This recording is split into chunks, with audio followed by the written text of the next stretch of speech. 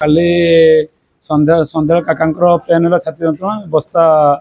hospital नहीं गलु 108 बजे से कटक से रेफर करदे बालेश्वर को बालेश्वर आम 3:30 पाखापाखि आम 108 को 108 कल कलु 108 आसिक ना ये आसते काकी आसते आज भाई से कका जे आसते आसते ठीक हलदी रूपसा पर माटीहांडी पाखे होटेल से गोटे ट्रक ठिया होता 108 ड्राइवर जी थे से निद ढोली जाती से ट्रक को जाकि पिटी एत जो पिटी काका देह बहुत सीरीयस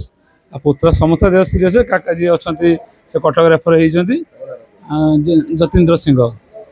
जे पुत्रा जी अच्छा सी राजेश सिंह राजेश पात्र जे काकी जे लीलावती सिंह ए दिज भी संकटपन्न अच्छा रविवार भी डॉक्टर भी एते एवेलेबल भी नहांती आज निया तो ता भीतर गया ऑक्सीजन जे हैला ऑक्सीजन बाहर से एत जो ये